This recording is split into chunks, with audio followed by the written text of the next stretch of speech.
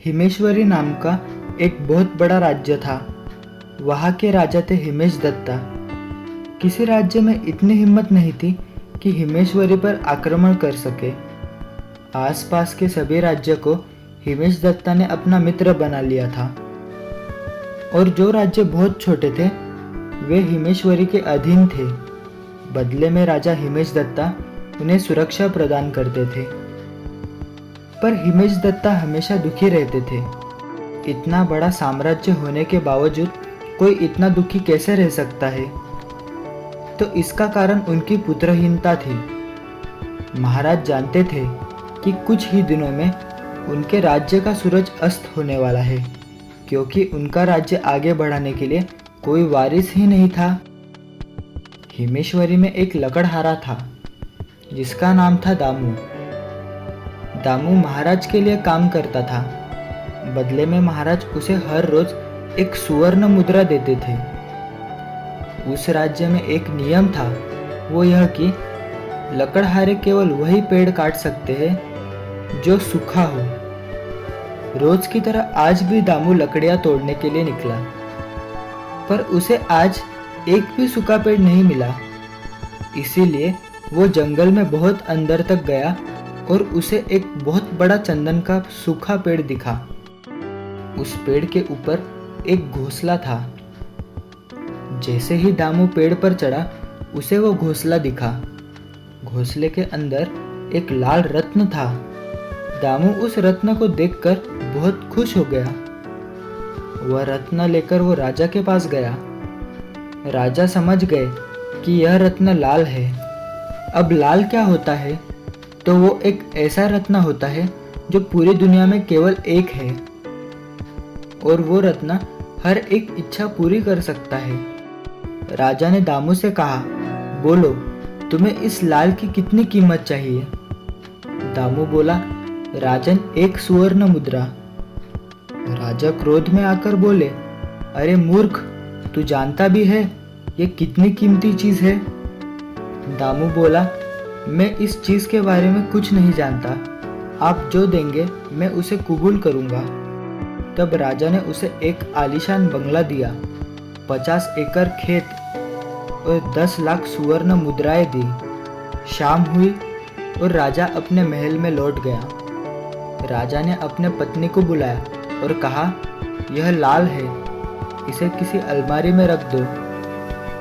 रानी ने वो लाल लिया और एक टोकरी में रख दिया। रात हो गई और राजा और रानी दोनों सो गए। अचानक आधी रात को किसी बच्चे की रोने की आवाज आने लगी। राजा उठे और देखा कि एक टोकरी में एक नन्हा सा शिशु रो रहा है। राजा ने रानी से इस बारे में पूछा। तब रानी ने कहा कि वहां तो मैंने लाल रखा था। तब राजा को यह बात समझ में आई कि वह बच्चा उस लाल से उत्पन्न हुआ है। उस बच्चे का नाम रखा गया लाल बादशाह। राजा को बच्चा होने की खुशी में राजा ने बहुत बड़ा जश्न रखा। राजा ने दामू को फतेहपुरी का राजा बना दिया। कुछ ही दिनों के पश्चात दामू को एक लड़की हुई जिसका नाम रखा गया सोनावर। सोनावर और लाल बादशाह ने बड़े होकर शादी कर ली। अब राजा बहुत बूढ़े हो गए थे, इसलिए उन्होंने उनकी राजगद्दी अपने बेटे को दे दी। लाल बादशाह राजा बने और सोनावर उनकी रानी। जो राज्य हिमेश्वरी के अधीन थे उसमें से एक राज्य था आज़ादपुर। लाल बादशाह ने यह फैसला किया कि वे आज़ादपुर जाएंगे, पर भेष बदलकर। सोनावर को जब ये बात पता चली तब उसने भी जिद की कि मुझे भी आना है। राजा को यह जिद माननी ही पड़ी। राजा और रानी दोनों साधारण मनुष्यों के रूप में आज़ादपुर गए। आज़ादपुर जाकर वो दोनों एक झोपड़ी में रहने लगे। एक दिन जब लाल बादशाह बाजार से गुजर रहे थे तब एक बंजारिन को वे पसंद आ गए। बंजारिन जादू टोना जानती थी। उसने राजा को बुलाया और एक सेब खाने को दिया। राजा बहुत भोले थे उन्होंने वह सेब खा लिया। जैसे ही उन्होंने वो सेब खाया, वो एक बकरे में बदल गए।